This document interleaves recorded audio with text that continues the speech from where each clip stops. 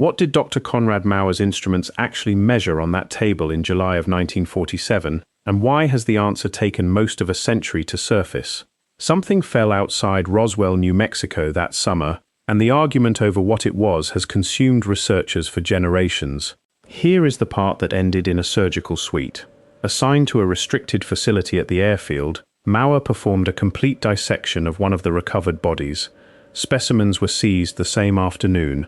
Findings were classified before he left the building. A separate private record survived, kept hidden for 78 years, 99 and terminal. He is finally out of patience. Mauer came to the assignment through a chain of circumstances he describes as ordinary at the time and inexplicable in retrospect. He had completed his surgical residency in 1944, served 2 years as a field surgeon in the Pacific Theater, and arrived at Roswell Army Airfield in the spring of 1947 as part of a rotating medical staff assignment that he was told involved standard garrison duty. He was 32 years old, recently decorated, and by every professional metric operating at the height of his clinical abilities. Nobody briefed him on what was coming. He said he assumed, in the weeks before July, that the assignment was what its paperwork said it was.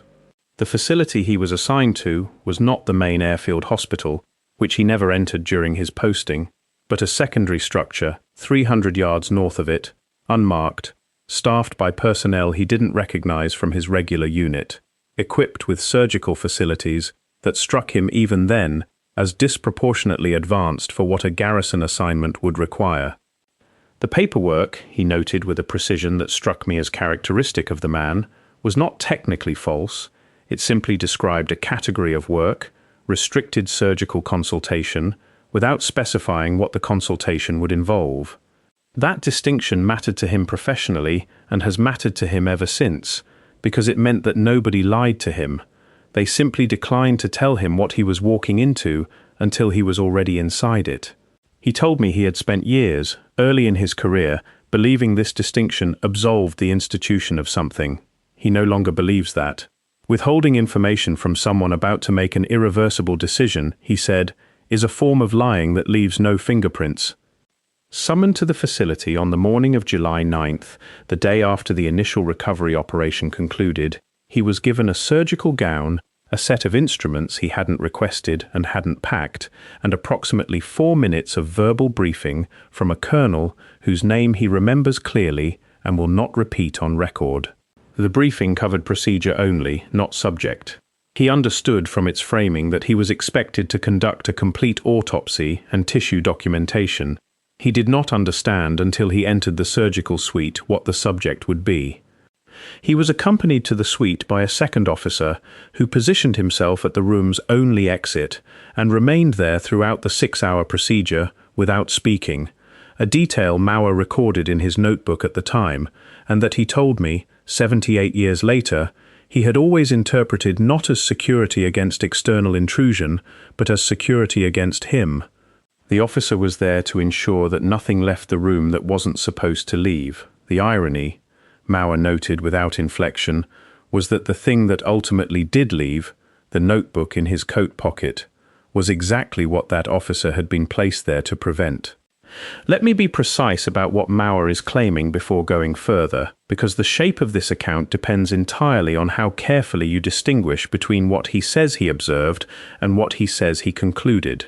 He does not, and has not across the multiple conversations I've had with him, claim to have understood in July of 1947 what he was examining. He observed, he measured, he documented. The interpretation came later, slowly, across decades of turning the findings over against everything else he subsequently learned. What he entered the surgical suite and found was a body approximately 4 feet in length, grey-skinned, with a cranial structure he describes in his private notes as dramatically disproportionate to the thoracic cavity, suggesting either a developmental anomaly of a scale he had never encountered in human anatomy or a fundamentally different relationship between neural housing and body mass than human physiology produces. He noted the observation, he moved to his instruments. The dissection itself took approximately 6 hours. Mauer worked methodically, the way he had been trained, beginning with external examination and proceeding systematically inward. He documented everything in the private notebook he had carried since his residency, a habit his surgical supervisor had instilled in him during training as a discipline of professional precision, and one that the briefing colonel had not thought to prohibit, because nobody had anticipated that a surgeon would keep a separate record outside the official documentation process. The notebook itself is a standard-issue field medical journal, its cover worn soft with age, its pages filled in the small, precise handwriting that Elena Mauer showed me when she brought it out of its storage place in a fireproof box beneath her father's bed. Mauer watched me hold it with an expression she later described as the look of a man watching someone else carry something he has carried alone for too long. 6 pages of his notebook held the external findings alone, skin composition that resisted his initial incision differently than any tissue type he had worked with, requiring adjustments to his technique before he achieved clean penetration. The skin's color, a gray he described in his notes as not the gray of illness or circulatory failure, but a consistent, intrinsic pigmentation, did not change during the incision process the way living or recently deceased human tissue changes under instrument pressure. No visible external ear structures, only shallow depressions at the expected positions. 4 digits on each hand, the fingers longer in proportion than human fingers, and tapering to a rounded point rather than the flat nail-bearing tip of human anatomy. A facial structure so minimal in its features that he initially struggled to locate the landmarks he would use for standard orientation in a human autopsy, eventually establishing reference points based on the skull's underlying geometry rather than external soft tissue markers. He found what he described to me as the most disorienting moment of the entire procedure, not in any exotic finding but in a measurement he considered entirely routine: bone density. Mauer took bone density measurements at 6 standard sites during the dissection, the same sites he used in every autopsy he performed, because bone density data is foundational to aging estimation and overall health assessment. The readings he obtained across all 6 sites were, by his own documentation, consistent with each other. They were not consistent with any human or primate bone density range in his reference materials. They were, he wrote in his notebook, approximately 40% denser than the upper range of human femoral density, recorded in a being whose overall body mass suggested a skeletal structure that should have produced measurements far below rather than above human norms. He paused at that point in the procedure and sat still for what he estimates was 2 full minutes, a behavior he says he had never engaged in during an autopsy before and has never engaged in since. The numbers were not ambiguous. They were not within any margin of error he could calculate that would bring them into a known range. They simply described something his training had given him no category for, measured by calibrated instruments he had personally verified at the start of the procedure. Twice he checked his instruments, recalibrating with the reference weights he carried in his kit, before taking the measurements again at all 6 sites, working more slowly this time and checking each reading before recording it. The second set matched the first within a margin of less than 2%, which in his experience meant the instruments were functioning correctly and the readings were accurate. He wrote in his notebook, in handwriting Adeyemi later described as noticeably more compressed than the surrounding entries, as though he were trying to fit the implications into less space than they required, confirmed on recalibration. No equipment error, the numbers are the numbers. Now here is where this account's chain of custody collapses, and I want to address that directly rather than bury it. Every physical specimen Mauer collected during those 6 hours, tissue samples, fluid samples, bone fragments taken for density analysis, a preserved section of the circulatory structure he had never seen anything resembling in any anatomy he'd studied, was collected into labeled containers that were present on the specimen table when he finished.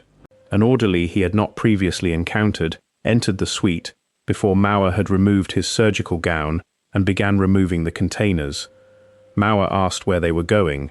The orderly said only that they were being transferred to a secure processing location. Mauer never saw them again. His official report, written that same evening at the colonel's instruction and covering 12 pages of typed documentation, was taken from him before he left the building. He was told it would be reviewed and filed through appropriate channels. It has never appeared in any declassified record. I want to be careful here about what the documentary record actually confirms. A partially declassified index of classified medical documents from Roswell Army Airfield, released in a 1999 records package and subsequently cross-referenced by researcher Annalise Drummond, contains a single-line entry referencing a surgical consultation report dated July 9, 1947, filed under a classification code Drummond describes as outside any standard declassification category she has encountered across 15 years of archival research. The report itself is not in the index. Only the reference to its existence is. That confirms a document matching Mauer's description was filed on the date he describes, and that someone thought its contents warranted an unusual classification designation. It does not confirm what the document contained or why. Taken alongside Mauer's account, it establishes that something happened at that facility on July 9, 1947, significant enough to classify and handle through non-standard protocols. That's the flaw of what the record supports. Dr. Yemi Adeyemi, a biological anthropologist at a university whose name I'm withholding at her request, reviewed Mauer's private notebook descriptions at my request last year, working only from transcriptions I provided without identifying their source or context. She read them as clinical observations from an unspecified autopsy and asked me, before offering any assessment, whether the subject had been human. I told her the source described the subject as non-human. She said that explained several things she had been trying to reconcile with known anatomical variation ranges.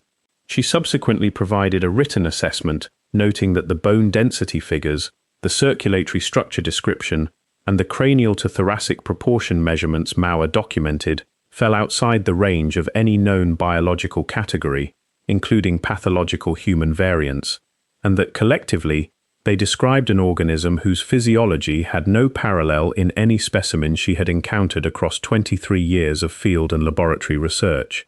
Adeyemi made one additional observation that Mauer himself had made in his notebook and that I had not flagged for her attention: the apparent absence of a conventional digestive structure. Mauer's notes describe a cavity in the expected abdominal region that contained no organ configuration he could map onto any digestive system in his anatomical reference materials, not simplified, not absent, but differently organized in a way that suggested a biological process he couldn't name from the outside of it.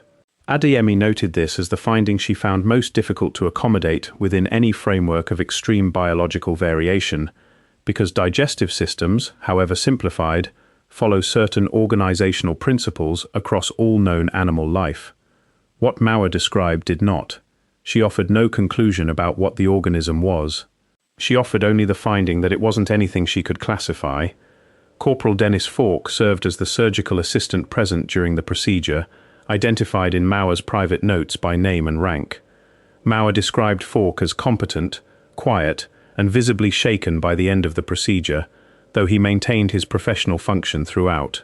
Falk was reassigned within 36 hours of the dissection's completion, transferred to a posting in Germany, with paperwork Mauer later described as processed at a speed that suggested the move had been arranged before the procedure was finished. Mauer never saw Falk again, and has been unable to locate any subsequent record of his service.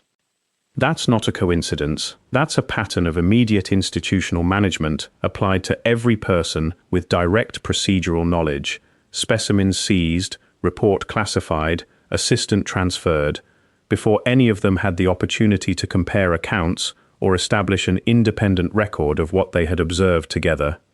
A post-procedure personnel directive, located by Drummond in a separate records release covering medical staff movements at Roswell Army Airfield in the second half of 1947, references the reassignment of 2 medical personnel following the completion of a classified consultation without naming the personnel or the consultation's subject. The directive is dated July 11th, 2 days after Mauer's procedure. It describes the reassignments as routine rotation, a characterization Drummond notes is inconsistent with the timing, since standard rotation cycles at the facility ran on a 90-day basis, and neither reassignment fell within that window. Mauer himself was not reassigned. He has spent considerable time over the decades wondering why. His own theory, offered carefully and without evident investment in its accuracy, is that his value as a surgeon made immediate reassignment impractical, and that the alternative management strategy applied to him was a different kind, not removal, but containment. He was not transferred, he was promoted, given a commendation whose citation language he describes as deliberately vague, and placed on a series of increasingly senior assignments that kept him consistently occupied and consistently embedded within institutional structures that made disclosure professionally catastrophic. He retired from military medicine in 1979 with a record that reflected nothing unusual about his July 1947 posting. He said he understood the mechanism clearly and complied with it, not out of fear exactly, though fear was present in the early years, but out of a professional calculation he now describes, at 99, as the worst decision of his career. He had believed for decades that the evidence would surface through other channels, that the specimens would eventually be examined and documented by someone with the authority to publish the findings, that the official report would surface in some records release, that the institutional suppression would eventually become untenable against the weight of accumulated evidence. He described this belief, in a phrase I've turned over many times since, as the most expensive assumption of his professional life. He had trusted the system to correct itself because the system was what he had given his career to, and he had needed to believe that the institution he served was, at bottom, capable of eventually arriving at truth. He no longer believes that. He said it without bitterness, which struck me as more unsettling than bitterness would have been. Other surgeons, Drummond's research suggests, may have faced versions of the same situation at other facilities during the same period. She has identified references to 3 separate classified medical consultations at southwestern military facilities between July and September of 1947. Each generating documentation that was subsequently classified through the same non-standard designation Mauer's report carries in the index. None of the consulting physicians have been publicly identified. 2 of the consultations reference post-procedure personnel reassignments. One references a specimen transfer protocol Drummond describes as identical in structure to what Mauer describes happening to his samples. 3 separate facilities, 3 separate consultations, 3 separate rounds of immediate documentation management.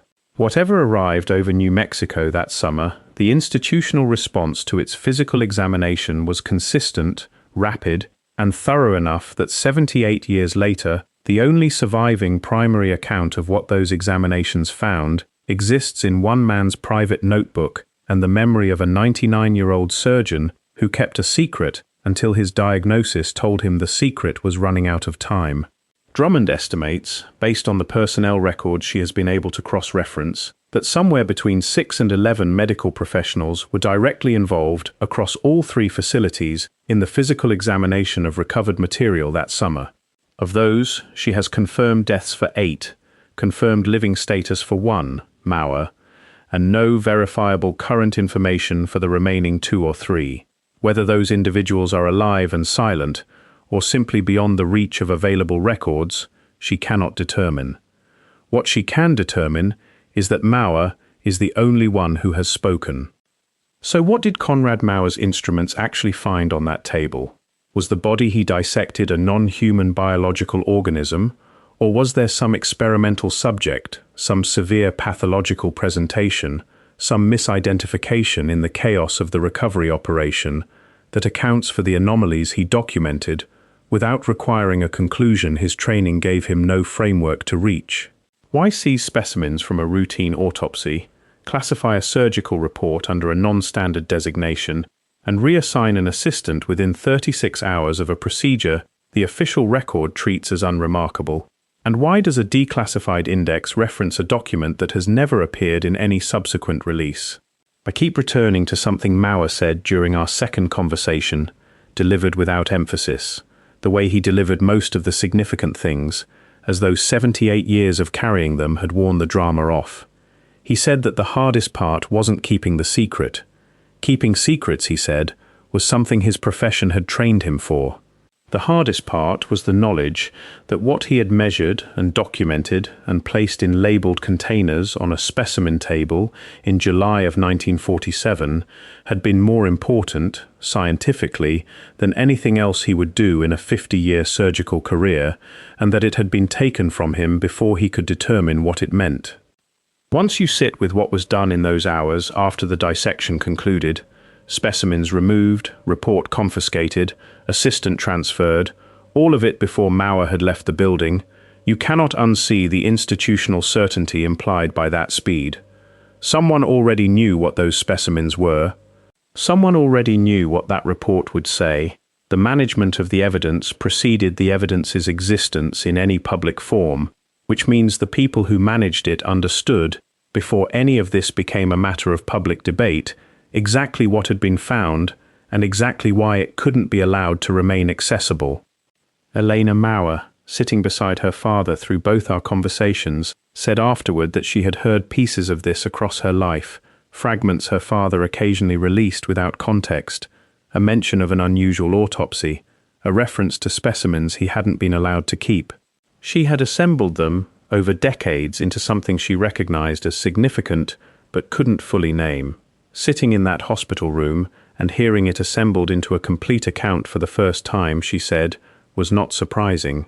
It was something else.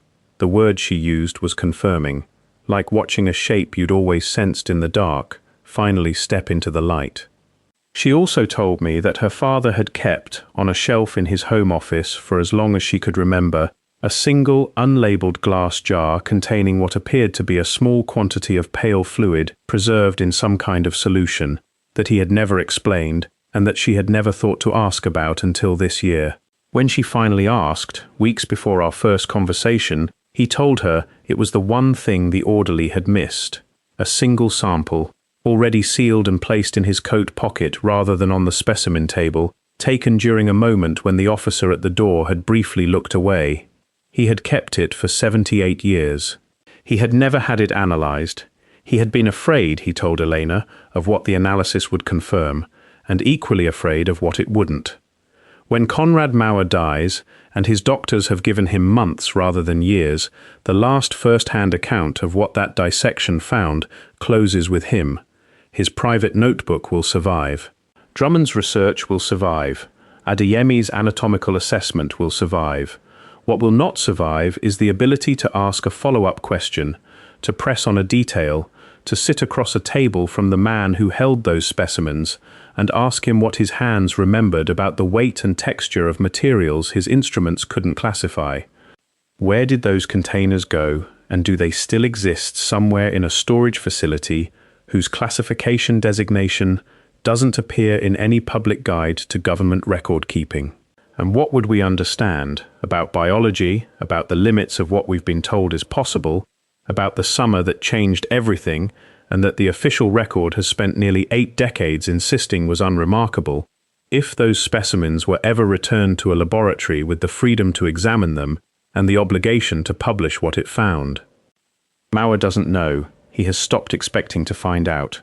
What he wanted, he said at the end of our final conversation, standing in the doorway of his hospital room, in the particular way of someone measuring how many more times they'll stand in a doorway, was simply for someone to write it down before the last person who was there could no longer say what he saw. Consider it written. The jar is still on Elena's shelf. She has not yet decided what to do with it, and neither, she told me, has she decided whether she wants to know what it contains. Some knowledge, she said, arrives with a cost you can't calculate in advance. Her father taught her that. He just took 78 years to finish the lesson.